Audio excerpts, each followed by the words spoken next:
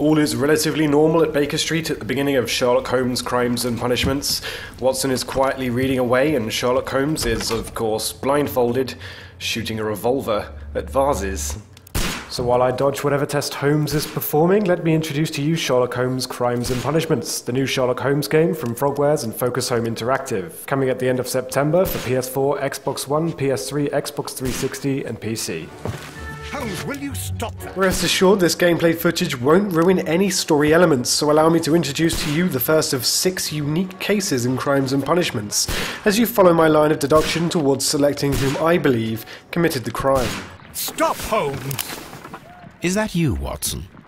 Yes, of course it is. And you almost killed me. Nonsense. I was aiming for the vases. Blindfolded? Watson, quiet please. I'm trying to concentrate. Fans of the original Sherlock stories will remember his ability to recognize a person by their gait. Ah, Lestrade. What is it this time? He can see me. Well, here it is, and it's a good one, Mr. Holmes. A gentleman by the name of Peter Carey. Holmes begrudgingly endures a back and forth with Lestrade, hearing the details of the case. So let's now take a look at the richly detailed Baker Street apartment before heading to Holmes's seldom used bedroom to pick up the appropriate dress for the case. No costumes for the moment, at least not yet. Holmes's wardrobe holds all the secrets to his disguises, but we're looking for a casual suit in this case. Once we've picked the suit, it's off to the crime scene. Dressing up plays an integral role in Holmes's success, enabling you to interact with characters who will respond to your attire, either by prompting them or having them approach you.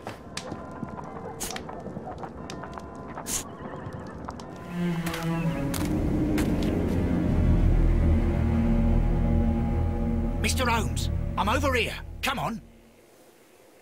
Created with Unreal Engine 3, welcome to the particularly beautiful garden of Mrs. Carey, who, unlike the perp, just can't seem to pin her husband down. Let's avoid the bureaucratic procrastination of the police and head straight to Mrs. Carey. I'm able to go into first person, useful for getting a closer look at your surroundings, or simply if it fits your playstyle a little better. Now let's meet Mrs. Carey and enjoy some of the voice acting in Sherlock Holmes' Crimes and Punishments. Inspector Lestrade, when will you remove my husband's body? It's sacrilegious to leave him here like this. As soon as we can, Mrs. Carey, I assure you. Allow me to introduce you to Mr. Sherlock Holmes. He's a detective. No doubt you've heard of him. I'll wait for you in front of the cabin, Mr. Holmes. My condolences, Mrs. Carey. Thank you, Mr. Holmes.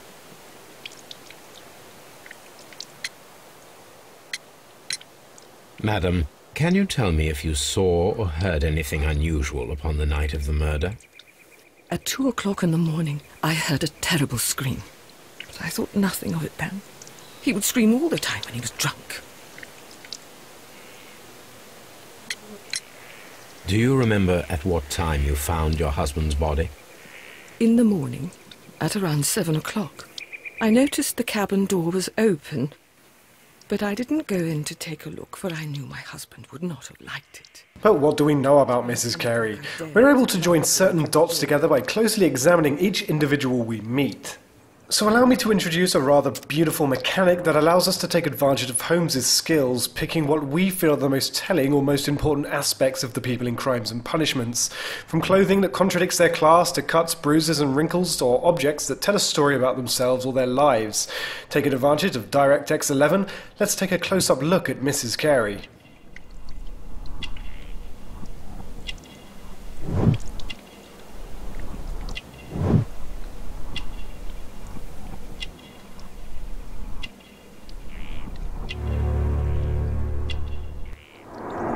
He was different, wasn't he, when you first met him upon your return from Plymouth? Yes, Mr. Holmes. Oh my goodness, but how do you know about that? At this point, Holmes begins to use some of the character details obtained through close examination of Carey, much to her surprise. However, this is no mere automatic process. It's up to you to pick the evidence that supports Holmes's claim via the aforementioned QTE. Maine is from Plymouth. I believe that you met Peter Carey as a young sailor there, and you married him soon afterwards. That is indeed what happened, Mr. Holmes. How extraordinary.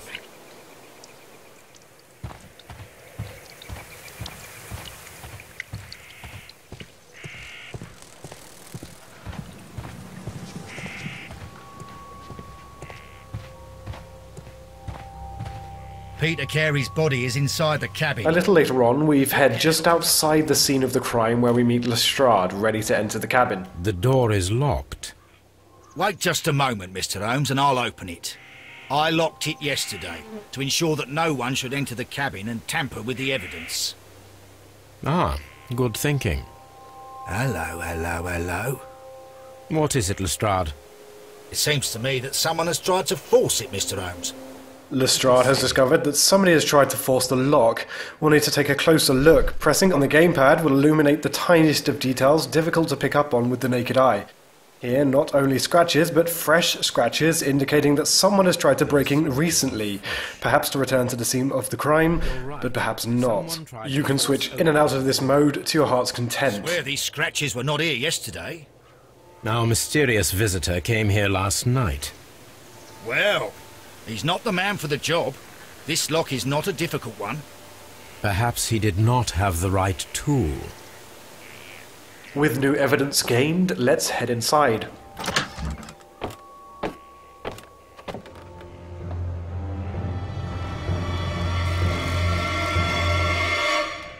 What a terrible way to die.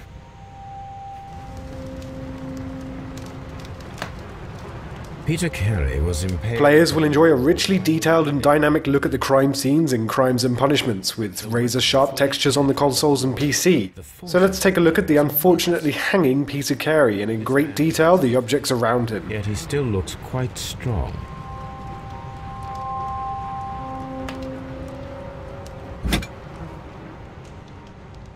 This blood is from the pool underneath the dead body. Heading down, we see a knife covered in blood and a notebook. Let's see if there's any useful information on either. Defend himself with this knife, but he did not succeed.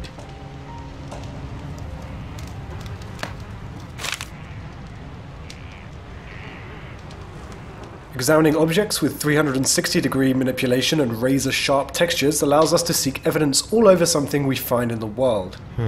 The pattern of the blood stain indicates that the notebook was not lying on the floor prior to the crime, but it was dropped into the pool of blood after the death of Peter Carey. JHN are probably the initials of the owner of this notebook. Inside, a list of initials and numbers, but we've seen nothing so far that makes sense of this. But what? Once we're happy with our inspection of the body and everything immediately surrounding him, we need to take a good look at the cabin. Let's go into first person and get a brief overview of the types of things we'd like to look at and if there's anything immediately suspicious.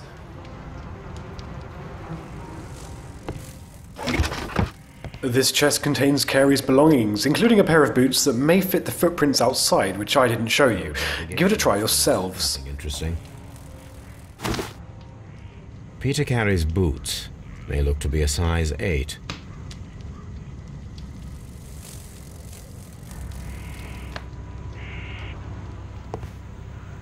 The ship's logs of the Sea Unicorn for the years 1878 to 1884. Peter Carey was her captain. A rather empty-looking shelf with some whale's teeth perched to the left. Faintly, I can see there was a chest here from the cleaner area underneath where it would have sat. Let's take a closer look. Expanding on what I spotted, Holmes takes an educated guess at the size and nature of the chest. This place is not covered with dust, like the rest of the shelf. An object was taken from here. It was larger than a book, a box or a small chest, perhaps.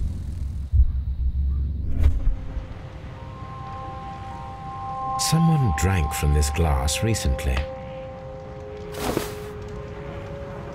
The initials PC have been crudely burned. A sailor's work. On the table, there's a pouch. Manipulating the object with the thumbsticks, I'm able to look inside and see that it's clearly a tobacco pouch. Holmes recognizes the scent, but to gain a clear picture, I have to arrange these shapes to form an image as part of the picture Holmes associates with the aroma. I won't show you how to do this, you'll have to solve it yourselves.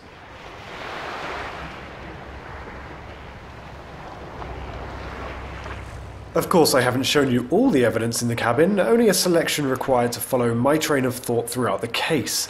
Armed with this new information, let's go and talk to Mrs. Carey again and update her on our investigation. The garden is very large and well maintained. Do you employ someone to look after it? It is true, there is a lot of work, but my husband took care of it himself. Let's not spoil all the dialogue, but it does seem as though another man has been here, perhaps to tend to the garden. I'm not sure. It might be, but he hadn't smoked in a very long time. Well, moving on, we can start to join the dots and associate clues and evidence. Welcome to the deduction space. This area contains all pertinent information, evidence and clues, and mental notes of Holmes' possible reasonings, ideas and conclusions. 2 clues equate to a deduction, and a deduction may lead to a task, allowing you to move on in the case. Our association has led to a task. We must ambush whomever was ill-equipped to break in and retrieve his notebook, assuming he will return tonight.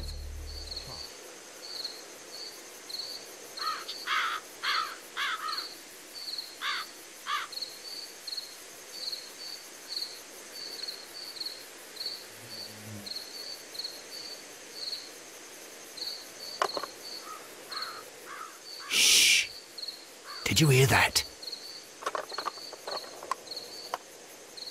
A noise, and hey presto, a new suspect. A suspect who was certainly at the scene of the crime, as evidence suggests, but now we need a motive, despite Lestrade's eager temperament. There's someone there.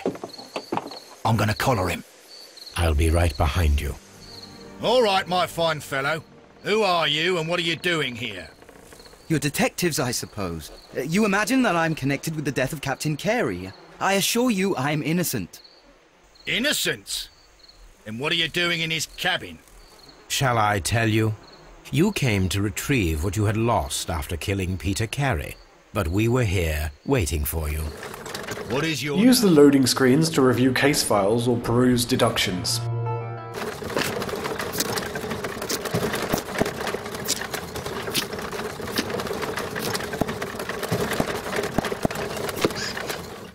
We've reached Scotland Yard, the central hub for criminal evidence, interrogation, and, Holmes would argue, incompetence. With each case, we must review the collected physical evidence and interrogate the suspects. Can I help him? Good morning, Constable. I would like to speak to the fellow who was arrested at Woodman's Lee last night. Ah, the young man. He's waiting in the interrogation room. You can go straight through. His belongings are held in the evidence room. Thank you.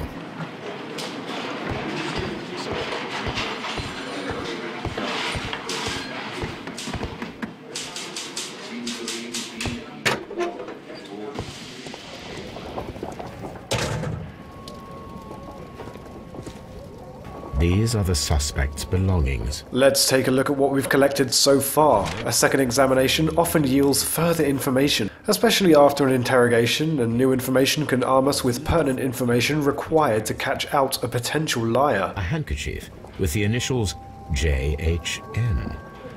Along with what we've collected are the suspect's belongings, in this case a ring and handkerchief matching the initials of the notebook. From R. Dawson.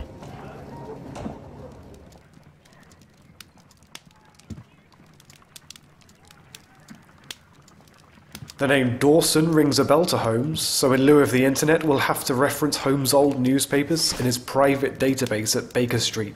It would of course make sense to collect all available information before interrogating the suspect, but thanks to the strength of iron bars he isn't going anywhere, so feel free to visit each location in the game as thoroughly as you like. Here it is.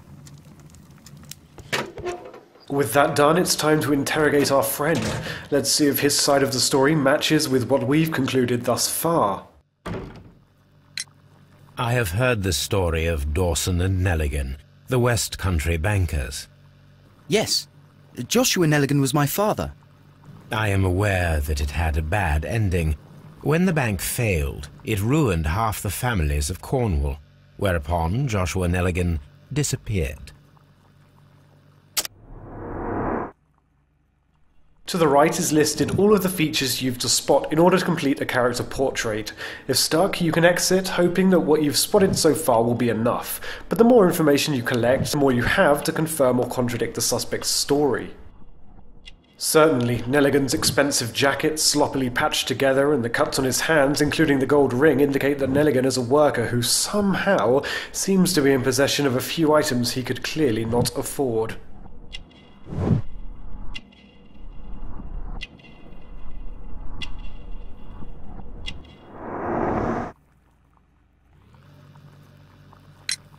Does this notebook belong to you? Yes. But where did you find it? I did not know... I thought I'd lost it at the hotel. Developer Frogwares have painstakingly animated telling, emotive expressions on all of the characters in Crimes and Punishments, ensuring that, if lying, a suspect may leave a few telling signs, or if they're an especially good actor, may lead you down the wrong path. The sea knife was found near Carey's body. Tell me, Mr. Nelligan, did Mr. Carey try to defend himself or to attack you with it? I don't know. I didn't kill anyone. The police seized this valuable ring from you. Whose is it? I didn't steal it from anyone. It has always belonged to me.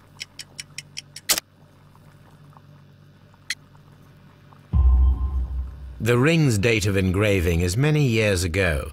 You would have been a child then, hardly in any position to receive such an item from a partner. Stubbornly, Nelligan is still claiming the ring as his own, but many items Nelligan owns cannot be his own since he is too young and can't afford them, and the jacket is evidence of this.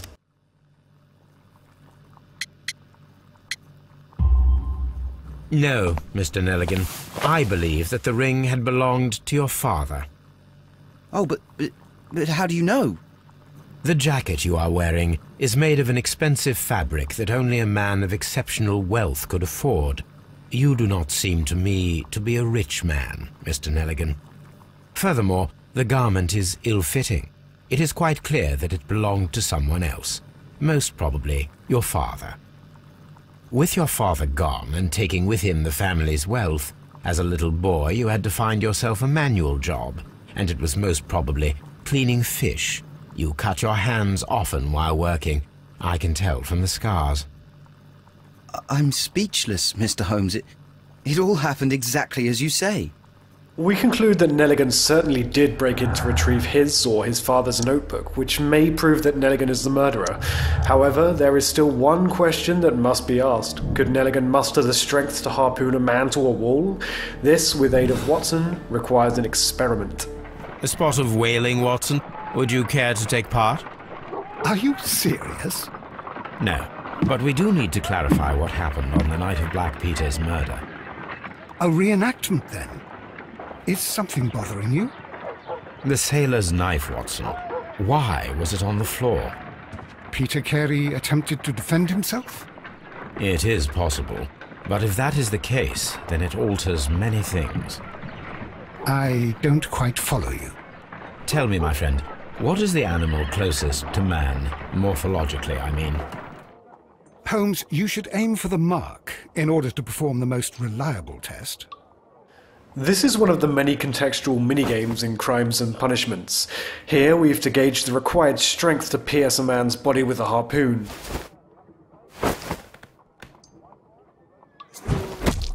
Holmes, you should try to aim better and throw as hard as you can.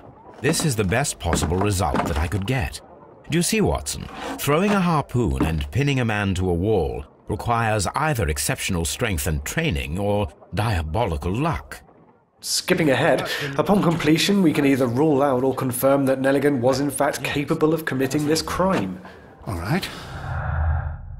Perhaps it was a lucky throw, but through Carey's association to Nelligan, isn't it possible that Nelligan picked up the required skills to get such a lucky shot? Let's head back to the crime scene and rediscover some evidence we've been able to interact with thanks to new information uncovered through interrogations.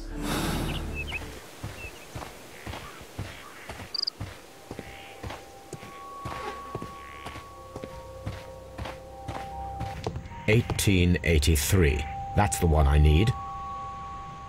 This is the crew list of the Sea Unicorn. Log notes for June. Nothing unusual. Log notes for July. Nothing special. Log notes for August. These pages have been torn away. An incident happened in August, and the pages have been torn out. Perhaps something between Carey and Nelligan's father? Remember, there are more suspects to interrogate and more locations to visit in this case. There's more evidence and more to find. How about Hurtley, the gardener? Reaching your ultimate conclusion is a matter of choosing conclusions that best fit the assumptions you've made throughout examining all the details of the case. There are multiple suspects for every case, and you'll only be able to follow them to a conviction if you've found the evidence required to implicate them. Miss out on valuable evidence, and you may find it impossible to convict the right suspect. As the picture grows clearer, you will eventually be presented with an ultimate conclusion, a perpetrator who you must either absolve by showing some understanding as to the reasons behind his supposed actions, or condemn by handing him over to Lestrade. However, it is entirely possible to condemn or absolve the wrong person. You will only be able to convict or absolve one suspect per case. It isn't necessary to gather every clue in the game to progress, but different clues will lead to different conclusions, ultimately leading to a suspect. If you don't gather all the clues in a case, you won't be able to achieve the highest detective score, and Holmes will face certain consequences. Once you've decided who to convict, you'll be required to make a moral choice based on what you've learned about the case and character. Condemn or absolve. Turn the bond certificates, and you threatened to call the police. Peter Carey was drunk. He drew his knife. In panic, you took the harpoon and made your lucky throw in self-defense. Put that in your report, Lestrade.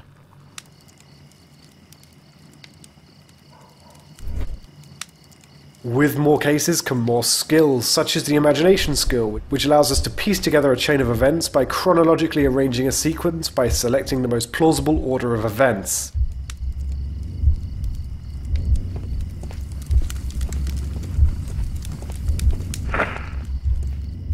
Judging the likelihood of the order is entirely up to you. Finally, we watch the sequence in full and Holmes gives his conclusion, the rewards of which can be reaped in the deduction space and used in interrogations. With 6 cases and appearances from some of the most memorable Sherlock Holmes characters, be sure to investigate Sherlock Holmes Crimes and Punishments when it releases at the end of September for PS4, Xbox One, PS3, Xbox 360 and PC. Thanks for watching. So Mr. Turner used a book to hide an object that he found on Kenneth Butler's body. The question is, what did he find?